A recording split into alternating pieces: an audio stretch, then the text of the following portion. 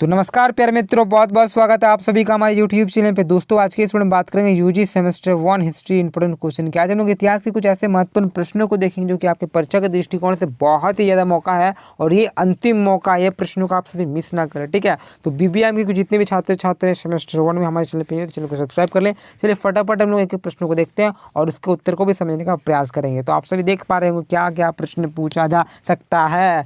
गौतम बुद्ध के बारे में, समुद्रगुप्त के बारे में सारा का सारा देखेंगे। ये तो आपको थोड़ा मैं बताने वाला हूँ, पूरा का पूरा हड़प्पा सभ्यता के बारे में। चलिए सारा का सारा हम देखने वाला है। तो दोस्तों जितने भी मैं आप सभी को प्रश्न बताने वाला हूँ, 1 नंबर टाइप से लेकर 2 नंबर टाइप से लेकर सारा का सारा प्रश्न देखने वाला हूँ। तो सारा का सारा आप देखने से पहले चलिए पिनिए तो और एक बार चैनल को सब्सक्राइब कर ले मेरे मित्रगणों। चलिए दोस्तों ये जो मैं आप सभी को प्रश्न दिखाने वाला हूँ ये आपका बीबीयू का प्रश्न है। दोस्तों बीबीयू का एग्जाम में यानी कि फाइनल एग्जाम में यह प्रश्न पूछा गया था और बीबीयू और बीबीएमक्यू का जो सिलेबस है वो एक दूसरे से मैच करता है, यानी कि जो काम बीबीयू करता है वो बीबीएमक्यू भी करने लगता है, ठीक है। तो इस तरह से जितने भी इसका सिलेबस है फुल मार्क्स भी आपका 75 नंबर का होने वाला है और बीबीएमक्यू का भी 75 नंबर का होने वाला है। समय भी 3 घंटा रहेगा। चलिए भैया हम लोग का भी समय 3 घंटा है, तो बिना देर किए हम लोग समय की बर्बाद ना करें, हम लोग डायरेक्ट क्वेश्चन की बात कर सकते हैं क्योंकि समय बहुत ही कम है हम सभी के पास, ठीक है। तो फर्स्ट क्वेश्चन की बात करेंगे तो पहला जो हम सभी का प्रश्न पूछा जाएगा वो आपका 1 नंबर टाइप का रहेगा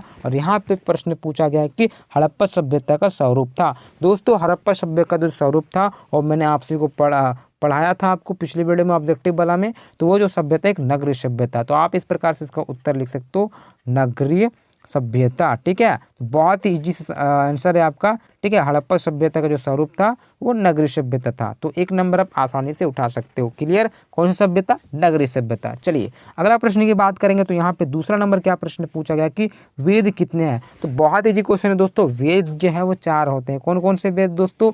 ऋग्वेद, यजुर्वेद, सामवेद और अथर्ववेद। याद है ना दोस्तों, ऋग्वेद, यजुर्वेद, सामवेद, अथर्ववेद 4 प्रकार के होते हैं। क्लियर, चलिए आगे प्रश्न देखते हैं। यहाँ पे तीसरा प्रश्न क्या पूछा कि जो पार्श्वनाथ थे, पार्श्वनाथ जो कि जैन धर्म के 23वें तीर्थंकर थे, ठीक है। मैंने सब पढ़ा दिया है आप सभी को। अगर दिक्कत होता है तो चैनल पे जाइए, आपको हिस्ट्री का आपका पूरा का पूरा ऑब्जेक्टिव वीडियो भी मिल जाएगा और सब्जेक्टिव वीडियो भी मिल जाएगा, ठीक है। टेंशन लेना नहीं है। तो पार्श्वनाथ जो थे वो किस राज्य के राजकुमार थे? तो वो वाराणसी के राजकुमार थे दोस्तों, याद है, ठीक है। चलिए अगला प्रश्न देख लेते हैं। ये तो 1 नंबर टाइप का है, ठीक है। अगला प्रश्न पूछा गया कि चंद्रगुप्त मौर्य द्वारा, ठीक है, पराजित जो नंद थे, नंद वो किस शासक थे? तो दोस्तों नंद वंश के जो वो शासक थे वो, ठीक है, घनानंद थे। वो आपका थे, ठीक है। नंद वंश से कौन से अंतिम शासक थे जिसको चंद्रगुप्त मौर्य ने हराया था? वो घनानंद को, ठीक है। तो चंद्रगुप्त मौर्य ने किसे हराया था? घनानंद को, जो कि नंद वंश से थे, ठीक है, याद रखना, घनानंद को हराया था। चलिए अगला यहाँ पे एक प्रश्न क्या पूछा जा रहा है कि हर्षचरित के लेखक कौन है? तो हर्षचरित के जो लेखक है वो वानभट्ट है, ठीक है। इस प्रकार से प्रश्न हो गया।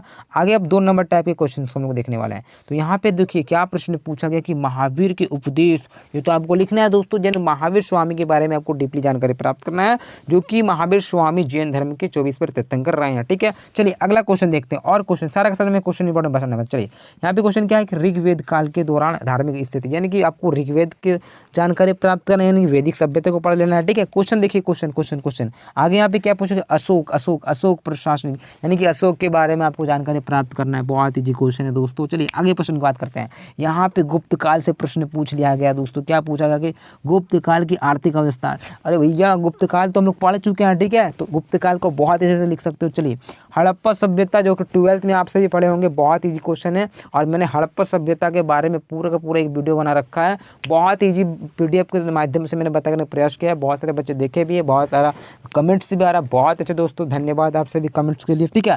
तो इसी प्रकार से ये देख सकते हो हड़प्पा सभ्यता बहुत इंपॉर्टेंट है। आगे देखते हैं, आगे फिर वैदिक सभ्यता आ गया भैया, उत्तर वैदिक काल के बारे में आ गया। वेद को जो वैदिक काल है उसे 2 भागों में हम लोग पढ़ते हैं, एक तो ऋग वैदिक काल, एक उत्तर वैदिक काल। तो यहाँ पे उत्तर वैदिक काल के बारे में प्रश्न पूछा गया तो आप आसानी से लिख सकते हो, ठीक है। चलिए आगे यहाँ पे इंपॉर्टेंट क्वेश्चन क्या है? अरे भैया बौद्ध धर्म को तो मैंने बता रखा है बहुत ईजी तरीके से। गौतम बुद्ध का पूरा जीवनी, पूरा बौद्ध धर्म उस वीडियो पे ही पूरा समाप्त होगा। 5 मिनट या 6 मिनट का वीडियो है, देख लीजिए, खत्म कहानी। चलिए बौद्ध धर्म हो गया। आगे देखते हैं, समुद्रगुप्त के बारे में जानना है आपको, यानी कि गुप्त वंश से संबंधित है समुद्रगुप्त, जिसे हम लोग कविराज के नाम से जानते हैं। बहुत ही अच्छे शासक रहे हैं, ठीक है।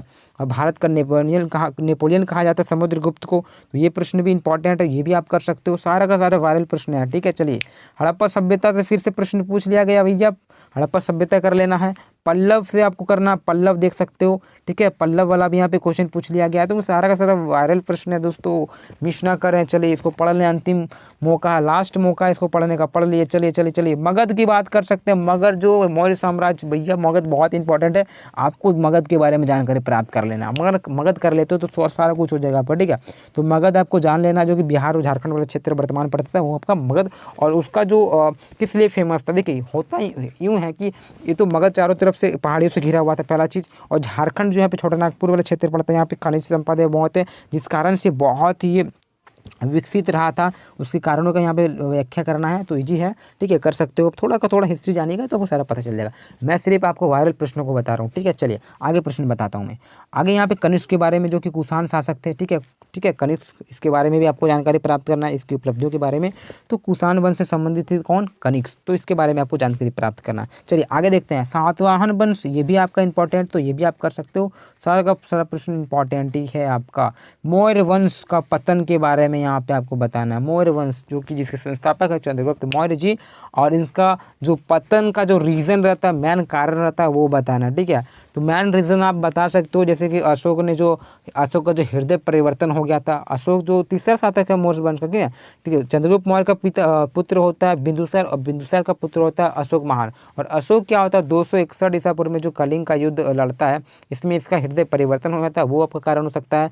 फिर उन्होंने क्या किया था, बौद्ध धर्म को अपना लिया था। तो बौद्ध धर्म को बहुत सारे दान वगैरह देने लगा, तो ब्राह्मण लोग इससे असंतुष्ट थे, जिस कारण से शुंग पुष्यमित्र शुंग ने वो किया। तो इस प्रकार से मौर्य वंश का पतन का रीज़न रहा है। तो ये प्रश्न आप सभी के लिए इंपॉर्टेंट है, आप कर सकते हो। बहुत ही इंपॉर्टेंट क्वेश्चन है, मैंने बता दिया आप सभी को। तो ये चीज़ आप कीजिए, बहुत ही ईजी है। हड़प्पा सभ्यता को कर लीजिए, मौर्य साम्राज्य को कर लीजिए, गौतम बुद्ध को कर लीजिए, ठीक है। वीडियो बना हुआ चैनल में, आपको टेंशन लेना नहीं। ऑब्जेक्टिव सब्जेक्टिव का सारा का, हिस्ट्री का किसी को टेंशन लेना नहीं है, ठीक है। तो दोस्तों वीडियो का कमेंट करके बताएं। इसी प्रकार से हम लोग नेक्स्ट वीडियो मिलते हैं। जय हिंद, जय भारत।